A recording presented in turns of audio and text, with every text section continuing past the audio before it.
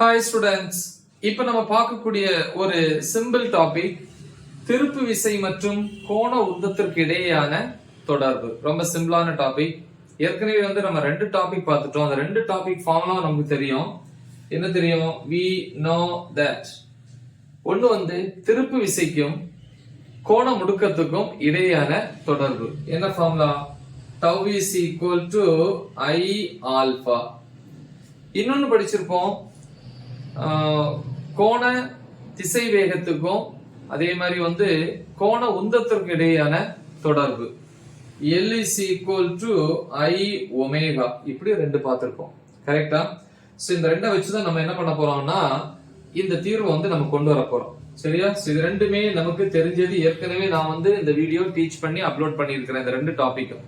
சரி, அப்ப இந்த திருப்பு விசைக்கான எக்ஸ்பிரஷனை சமன்பாடு இன்னும் சில வடிவில எழுதலாம். சரியா? ஓகே, சோ அப்ப எழுத therefore இத tau is equal to I into alpha.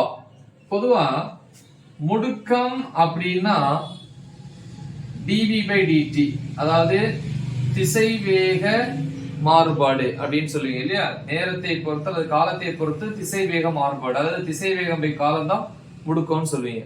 இது நேர்கோட்டு திசை வேகம். அதே நேரத்துல அந்த திசை வேகம் கோண திசை வேகமா இருந்துச்சு அப்படின்னா அந்த முடுக்கத்தை கோண முடுக்கம் அப்படின்னு சொல்லுவோம். நம்ம ஏற்கனவே படிச்சிருக்கோம். அப்ப இந்த ஆல்பாக்கு பதிலா என்ன பண்ணலாம்? இந்த மாதிரி போட்டுக்கலாமா? எஸ். அப்ப d omega by dt, இதுல இருந்து tau is equal to I உள்ள கொண்டு போயிட்டீங்கன்னா d by dt of I omega அப்படின்னு சொல்லலாம். கரெக்டா? வேணா இதை இக்குவேஷன் 1, சமன்பாடு 1, இது சமன்பாடு 2ன்னு வச்சுக்கலாம். இங்க எழுதலாம். சமன்பாடு 1லிருந்து tau is equal இப்படி எழுதிக்கலாம். கரெக்டா? the next step என்னது? tau is equal to d by dt of I omega. I omega என்னது? L அப்படின்னு சொல்லலாம். அப்ப என்ன தெரியுது அப்படின்னா tau என்னது? திருப்பு விசை. திருப்பு விசையானது என்னது? கோண உந்த மாறுபாட்டு வீதத்திற்கு சமம். கரெக்டா? மாறுபாட்டு வீதம்னா நேரத்தை பொறுத்து கோண உந்தத்துல ஏற்படக்கூடிய மாறுபாடு எதுக்கு சமம்? திருப்பு விசைக்கு சமம். சரியா? சோ இத எப்படி சொல்லுவாங்க அப்படின்னா நியூட்டனுடைய இரண்டாம் விதி நம்ம படிச்சிருப்போம். என்னது? நியூட்டனின் நேர்கோட்டு இயக்கத்துக்கான இரண்டாம் விதி. நேர்கோட்டு இயக்கத்திற்கான இரண்டாம் விதி படிச்சிருப்போம் இல்லையா? ஒரு பொருள் இங்க இருக்கு, அந்த பொருளுடைய நிறை m. ஒரு விசையை கொடுத்தோம் அப்படின்னா கண்டிப்பா அந்த பொருள் இங்க இருந்து இந்த திசையில போகும். அப்ப அதனுடைய திசை வேகம் v. கரெக்டா? சோ அந்த m into v என்ன சொல்லுவோம் அப்படின்னா P அப்படின்னு சொல்லுவாங்க, நேர்கோட்டு உந்தம். இதை வச்சு நம்ம எழுதிருப்பீங்க என்னது? F equal to dP by dt. இதுதான் நியூட்டனுடைய நேர்கோட்டு இயக்கத்திற்கான இரண்டாம் விதி. இது ஒரே மாதிரி பாருங்க. என்ன? இது நேர்கோட்டு உந்தம், இது கோண உந்தம். அப்ப இது எதுக்கானது? நியூட்டனின் சுழற்சி விதிக்கான விதி. கரெக்டா?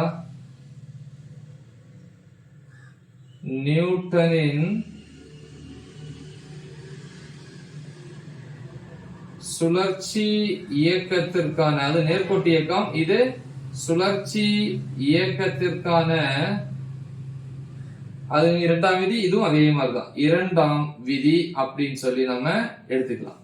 சரி, இனி ஒரு சின்ன ஒரு டாபிக் இருக்கு. என்ன அப்படின்னா கோண உந்த மாறா விதி.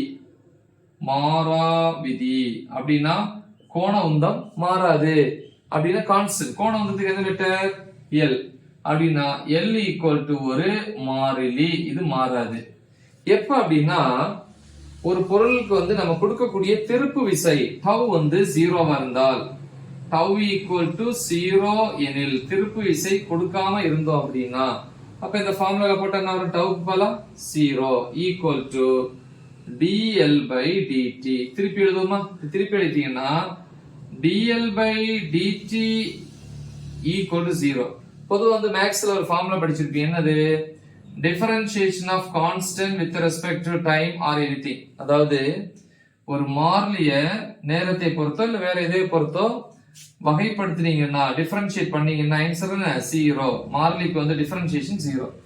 அப்ப this is equal to 0 னா இந்த L ங்கிறது எந்த இடத்துல இருக்கு? மாறிலி இடத்துல தான இருக்கு. அப்ப dl by dt equal to 0 ஆ இருக்கணும்னா L என்பது என்னவா இருக்கணும்? ஒரு மாறிலி, மாறாதுன்னு அர்த்தம். அப்ப இதுல என்ன தெரியுது? கோண உந்தம் வந்து ஒருபோதும் மாறாது. அந்த கண்டிஷன் திருப்பு விசை சுழியாக இருக்கும்போது, ரைட்? சோ ரொம்ப சிம்பிளான ஒரு டாபிக் தான்.